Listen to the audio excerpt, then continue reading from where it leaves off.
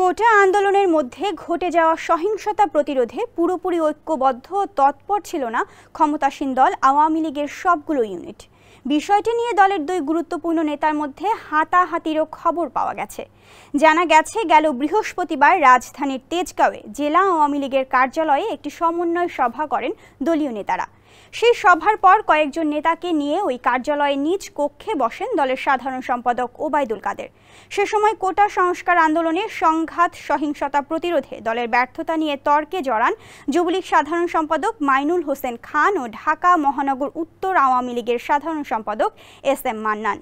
তাদের কথা কাটাকাটি এক পর্যায়ে ধাক্কাধাক্কিতে গড়ায়। জীবনকে উপভোগ করার সব আয়োজনকে একটি নিশ্চিন্ত কমিউনিটি লিভিং নিশ্চিত করছে রূপায়ণ সিটি উত্তরা। এ সময় আওয়ামী লীগের যুগ্ম সাধারণ সম্পাদক মাহবুবুল আলম হানিফ ও আফমা বাহাউদ্দিন নাসিম সহ উপস্থিত কেন্দ্রীয় নেতারা দুই নেতাকে শান্ত করেন বলে দলের একাধিক সূত্র জানিয়েছে।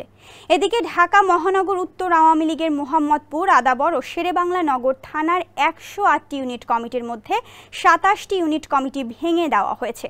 বৃহস্পতিবার রাতে এসব কমিটি ভেঙে দেওয়া হয় বলে গণমাধ্যমকে নিশ্চিত করেন ঢাকা মহানগর উত্তর আওয়ামী লীগের সভাপতি শেখ বজলুর রহমান।